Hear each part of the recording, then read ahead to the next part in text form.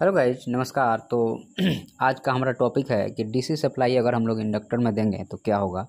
तो आइए हम लोग आज थ्योरेटिकली इसको चेक करेंगे और इसको प्रैक्टिकली भी हम लोग आने वाले समय में चेक करके आपको बताएंगे। और कैपेसिटर वाला जो टॉपिक था उसको हम लोगों ने डीसी सप्लाई दे करके चेक करके आपको बता चुका हूँ कि कैपेसिटर कैसे बिहेव करता है डीसी सप्लाई में। आज की बारी है कि इंडक्टर आपको कैसे बिहेव करता है डीसी सप्लाई में।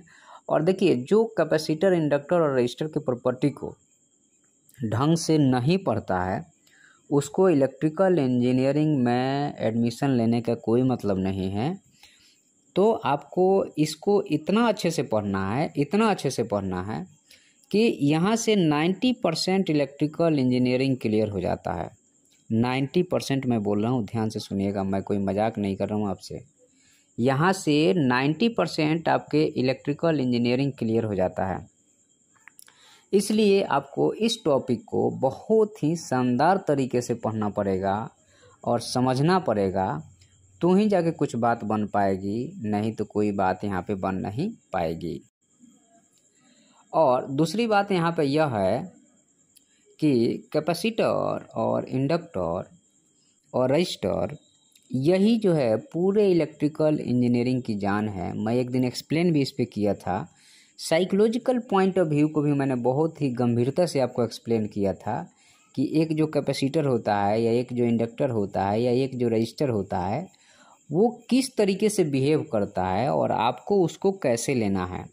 अगर आप इसको ध्यान से नहीं समझेंगे, नहीं सुनेंगे, तो मामला यहाँ पे गड़बड़ हो सकता है।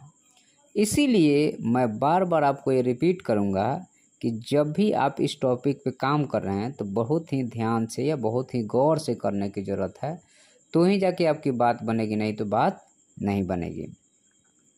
तो यहाँ पे चूँकि डीसी सप्लाई के द्वारा मैं सारा चीज़ को बता रहा हूँ, आने वाले समय में इसको एसी सप्लाई पे जब मैं शिफ्ट करूँगा तो वहाँ पे चीज़ें ड्रास्टिक चेंज होगी। और लास्ट वाले, इस पूरे वीडियो के लास्ट वाले एपिसोड को ज़रा ध्यान से देखिएगा, वहाँ पे कुछ मैंने बहुत ही इंटरेस्टिंग चीज़ें आपके साथ शेयर किया है।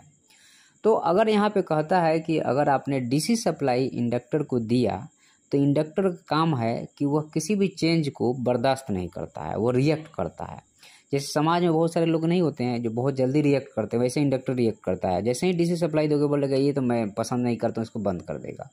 तो शुरुआत में वो क्या करता है कि टाइम के साथ में जीरो करंट का फ्लो करता है और करंट जो चेंज कर रहा है उसको रोक देता है। तो इंडक्टर जो है वो क्या करता है कि करंट के चेंज को समय के साथ रोक दिया। तो इंडक्टर जब करंट के चेंज को समय के साथ रोक देता है तो इससे प्रॉब्लम आना शुरू हो जाएगा और आपका सर्किट जो है इनिशियली ओपन सर्किट की तरह बिहेव करेगा। सेम टाइम पे कैपेसिटर शॉर्ट सर्किट की तरह बिहेव करेगा, मतलब एक शॉर्ट हो रहा है और दूसरा ओपन हो रहा है। तो इंडक्टर इनिशियली ओपन सर्किट और कैपेसिटर इनिशियली शॉर्ट सर्किट। अब यहाँ पे चूँकि इनिशियली ये जो है सो ओपन सर्किट की तरह बिहेव कर रहा है, तो वोल्टेज तो सोर्स के बराबर का ही आपको टर्मिनल पे दिखेगा, लेकिन करंट नहीं दिखेगा।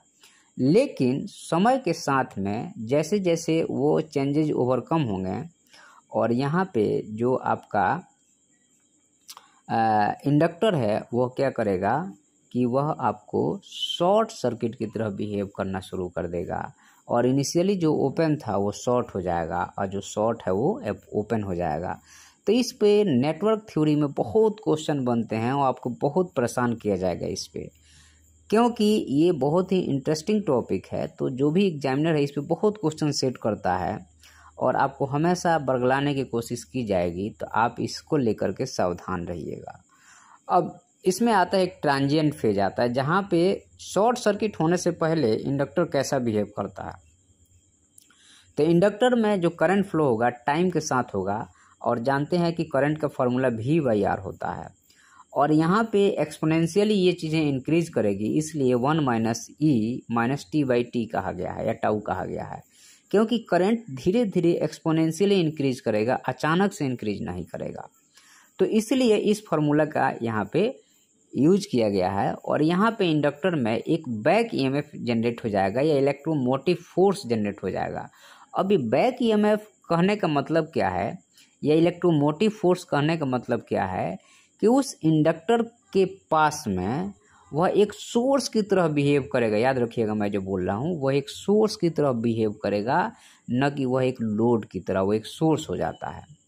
तो अब यहाँ पे कुछ देर के बाद में उसी चीज़ के बारे में यहाँ पे बात किया गया है कि सर्किट जो होगा कुछ देर के बाद में आपका शॉर्ट हो जाएगा। जैसे कुछ देर, जैसे फुल्ली चार्ज होने के बाद में कैपेसिटर ओपन हो जाता है, इंडक्टर फुल्ली मतलब चार्ज होने के बाद में ये शॉर्ट हो जाएगा और ये रेजिस्टेंस जीरो हो जाएगा। तो ये स्टेडी स्टेट में जब जाएगा तो शॉर्ट सर्किट हो जाएगा और कांस्टेंट यहाँ पे करंट आपको आना शुरू हो जाएगा। और यहाँ पे चूँकि जब कांस्टेंट करंट आएगा तो वोल्टेज, इंडक्टर के पास जो वोल्टेज होगा वो जीरो हो जाएगा। अब ये बहुत ही इंटरेस्टिंग बात होगी, आप समझ लीजिएगा। तो इंडक्टर के पास जो वोल्टेज है वो क्या हो गया, जीरो हो गया और शॉर्ट सर्किट हो गया। तो शॉर्ट सर्किट जहाँ पे होता है वहाँ वोल्टेज तो जीरो हो ही जाता है, इसलिए इसको कहा गया कि वोल्टेज जीरो हो गया। तो इनिशियली फुल वोल्टेज रहेगा, करंट जीरो रहेगा और समय के साथ में फुल करंट हो जाएगा और वोल्टेज जीरो हो जाएगा।